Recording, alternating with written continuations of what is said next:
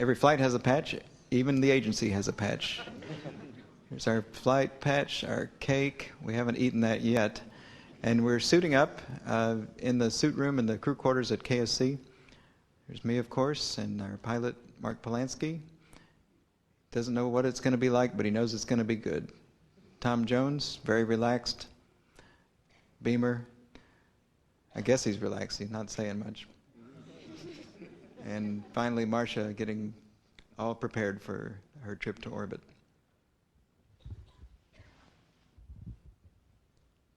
Just heading out on the Astrovan going to the pad, which you're going to see here in a second.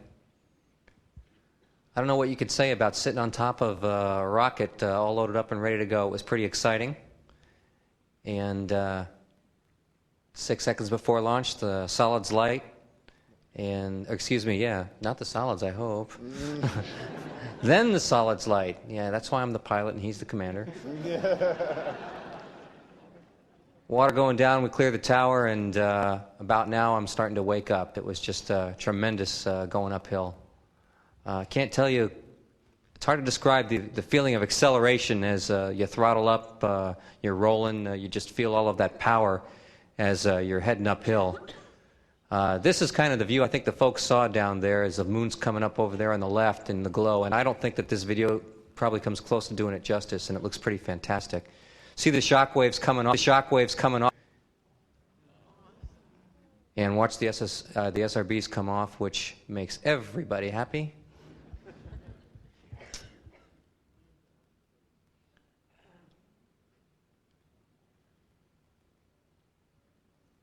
Eight and a half minutes after we're going to be on orbit, you can kind of see us down here. And then pretty soon we're opening up those payload bay doors and getting the first glimpse out the windows at the laboratory.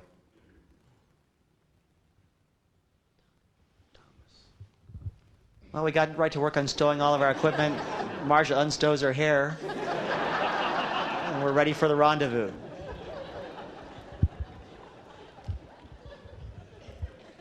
As we talked about before, we're going to bring our docking port up to touch the docking port on the bottom of the Unity node. And this is a view out we have a camera looking straight up our docking port. And there's me flying the vehicle out the back window, and all of us working to make it happen. A view from service module as we come up, and actually we're doing our tail forward spin around maneuver. And then we're getting closer to Unity, and they're seeing us as closer to them. You can see the lab in the payload bay. We're much closer now, probably about 20 or 30 feet away. The bottom of the docking port's being illuminated by the lights that we have shining up to keep it in view. Here we come down to a couple of feet away. You see the orbiter docking system ring extended on a couple of spring shock absorber looking things, and you'll see why in just a moment. And that's the aiming cross that we use to fly up and keep everything in the center.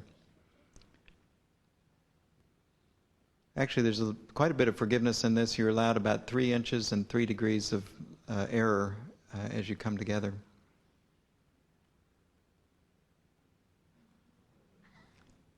And then the ring is retracted and brought down so that the two surfaces are touching each other, and then there's some very powerful hooks that emerge from the lower surface and grab a hold of the station and pull the two vehicles together and make a hard mate. And here's the view out the front windows after we're docked. We are all over that station, or it's all over us. And then we came inside. Here's Shep ringing the bell, welcoming us inside. And we're looking around the node right there. So for those of you that have worked on the node, let's see what we can see in here. Well, mostly us and cables. There's my centerline berthing system camera right there. So the lab will go, attached lab here is what it says on the outside. PMA first, then lab, as those of you who wrote that. So we all got on board, and here's the obligatory photo op. And then we went to work. Had to get the arm out, so there's the arm, there's the lab, and the rest is history at this point, which I'm glad of. Yeah, part of the fun of getting ready for an EVA is wearing the funky underwear, actually. And actually, this is the underwear that we wear under there. It has liquid cooling lines through it. And then you don't really put the suit on, you get into it, as you can see. And as you can see, you can probably see how tight it is in there, but one of the advantages of being in space, once again, is that Roman can go all over the airlock to get us dressed. And that's what he did. And like I said, he did a fantastic job of that. And you can see he actually can get up on top of the ceiling there to put on our helmets. Okay, we're emerging into the payload bay for the first EVA, and Marcia's got the docking port ready to move. And I guess you can see her moving the docking port, the PMA, off the front of the node, and she's moving it into position.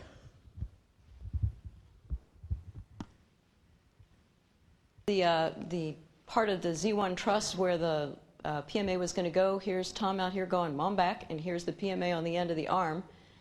And here's the view from his helmet camera as he gets it ready to be in position. Then I got off of that, came down and grabbed the lab, and Beamer gets out of the way. Smart man. Pulling the lab out of the bay here, it's the hard part is done, and I've picked the rate up. You can see it took about 20 minutes, 15, 20 minutes to flip the lab, and we can't show you that, so we're going to go through it a little bit faster. Here, they put the lab in 180 degrees out, and I've been doing nothing but trying to explain why, and, pick a reason. I don't know. Here it is at 90 degrees, just about 90 degrees, and the best view was what Tom and Beamer had outside. So here's the lab 90 degrees to the payload bay being shot from up on the truss. Continue to flip it around. It just was amazing, and so the tourists are always taking pictures of everything. almost all the way around, and there it is, all the way around and getting ready to be put onto the node, and it just slid in there as happy as could be. There it is, all attached. Yay is right. And here's after signing the paperwork, we opened the hatch, and then we took a camera in first to let the people of the space program and of the world take a view of this new piece of space hardware first. And this is the way it looked when we opened the hatch: very clean, pristine, and as I said, the air was clean and cool, and just looked like a wonderful place to be. Here we are, coming in to take a look. Like I said, first thing that happened, Sergei said, "Watch this," and did his 4-point roll. And the commander, not to be outdone, that poor pilot just can't figure out which way is up there. And again, we talked about moving the rack around, and when something gets in your way, you just kind of float past it. Lots of cables, cameras, you name it out there as we're moving this thing in place. Here we are on EVA-2, moving the PMA down to the end of the lab now. This is the view from the centerline berthing system camera. And this is the target that I used. I was looking at my own reflection here in the mirror on the PMA, which was the best cue that we used at all. There's the PMA getting ready to get attached to the lab.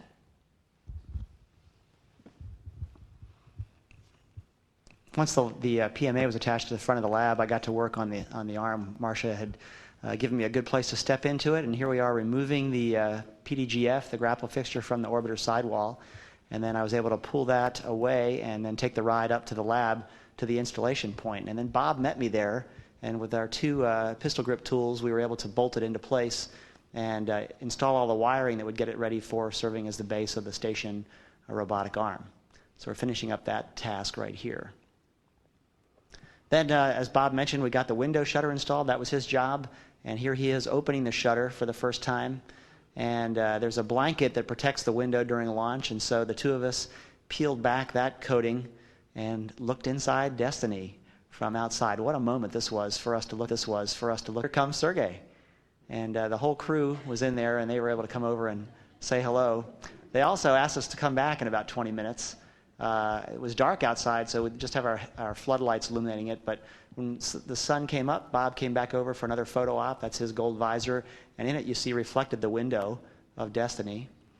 And then they brought over the IMAX camera. So here's Bob locking into place with his body restraint tether. And Sergey was the camera operator for this photo pass. And he says, "Stand by one. I'll have the camera right back." And there's the 3D IMAX camera. And we've screened some raw footage of this camera. And the view outside into the payload bay just knocks your socks off. Can't wait to see the movie that comes out of this work. The third spacewalk was my turn to ride the arm, and the primary purpose of this spacewalk was to move a spare radio antenna that was connected to the sidewall of the payload bay. And there we are. I'm on the arm on the upper part of the picture, and down on the lower part with the red stripes is Tom. Tom unhooks it from the payload bay. I grab it, and off we go. And Marcia's taking me for the ride of my life here. As you can see, it was quite dark, but I ended up about 20 feet above the lab and holding this 250-pound monster, and then put it down on the Z1 truss so we could stow it there. And that's a spare, just in case the primary breaks, the station crew can use that one. Our next job, as we talked about with the slides, was to go up the power truss, the P6 truss, and take some pictures of a radiator being deployed. So this is actually a picture of me translating up there, and then we watched them take the radiator out. And they're actually controlling this from inside, and we're just doing photo documentation. And there you see on the left, the radiator deployed. And so then we continued up the power truss, the P6 truss, and started to look down. At this point, we're about 130 feet up from the payload bay, and you can look down the truss, you can see the lab off to the top, and then we, after that, we came back down for some more work on the lab, and that's a picture Tom's taken of me.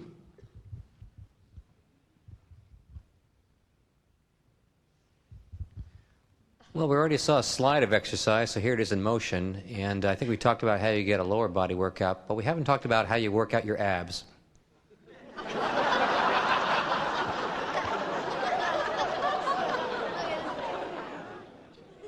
Then there's the stationary 4-point roll.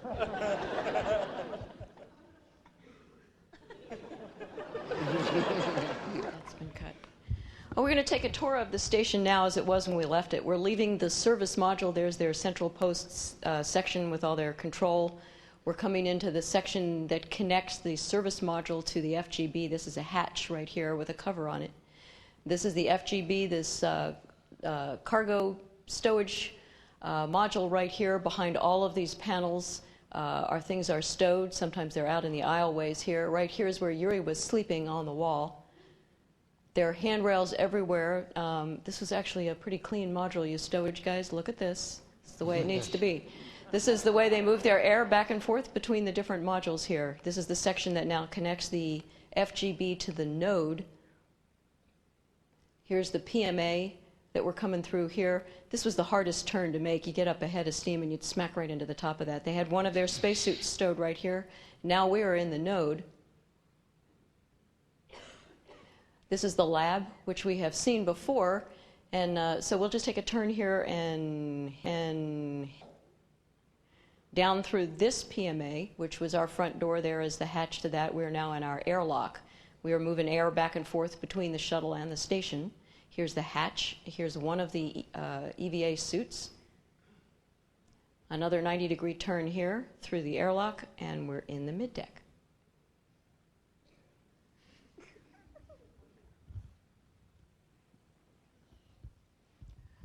Well, unfortunately, our week docked with International Space Station Alpha came to a close, and Shep rings the bell, and it's time for the Atlantis crew to leave. And it looks like I'm waiting for Shep to ring the bell. I'm actually waiting to figure out how to do this without hurting myself again. Following me is Roman, and the rest of the crew follow after him. And then finally, when it's time for Marcia to go,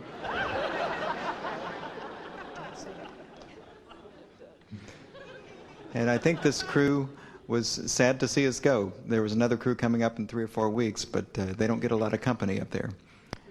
This is a view of the Russian solar arrays and undocking.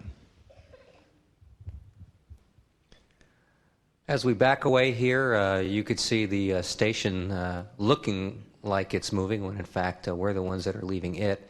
Out the window out the back, you can go ahead and see part of the PMA as we slowly back away.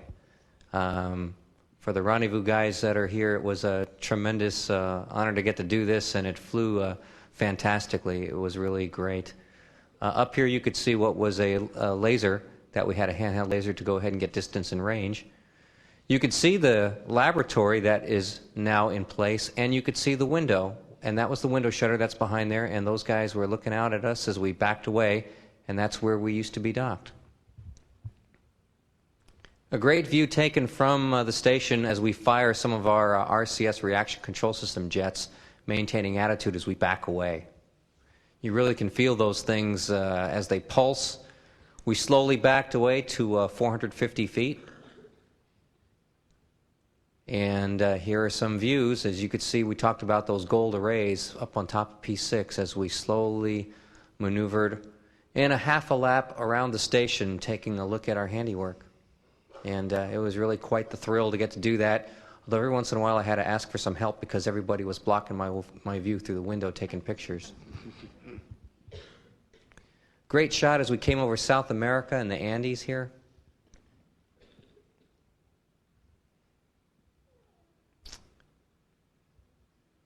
And you could see the shadow of the shuttle on top of the station as we said our farewells. Sorry. Time to come home, close the payload bay doors. Did this 3 times on this mission. And payload bay is empty. Time to get dressed in the orange suits. Here's Marcia taking her turn. This is like being born again, and although it's probably a little bit worse. And Bob and I were the valets helping her get dressed. See, we did a good job there. There's the plume coming out the back as we enter the atmosphere. And gravity begins to return to the shuttle and the crew, and there's Marcia with her checklist as the flight engineer. Coming on home in the final turn, we're coming down at about 20 degrees, 6 times steeper than an airliner, 6 to 7 times at about 300 knots. We're at Edwards. There's not a lot of water down here. Well, there used to be. I guess it's a dry lake bed, and there's runway 22 as we're rolling out on final. We dive down on final till we get to about 2,000 feet above the ground, and then we're aiming at a point short of the runway, and when we get to 2,000 feet, we start a gentle pull-up. Here's a little anticipation cues telling us it's time to pull up. And we pull up and get on an inner glide slope that's about 1.5 degrees, so that you can control very well. At about 300 feet above the ground, Roman lowers the landing gear. You don't like to put it down too early because of all the drag it causes, and you don't want to put it down too late because of the drag it would cause on the runway. And we float down the runway about 2,000 feet and make a couple of landings here. And then Roman puts out the drag chute, which gives a nice little tug, makes you know that it's out there. And then at 185 knots, we lower the nose to the runway. And you'll see that the nose gear touchdown is a little more firm than the main gear. You can see the airspeed or the ground speed now on the upper left. And we slow down. At about 60 to 70 knots, we cut the chute away so that it doesn't damage the engine bells. This is, after all, a reusable spacecraft. It had flown 20-something missions when we flew it, and it's got many more in it. And you should all be very proud of the hardware and the training and the operations that go into our space flights. We do a really great job here at NASA.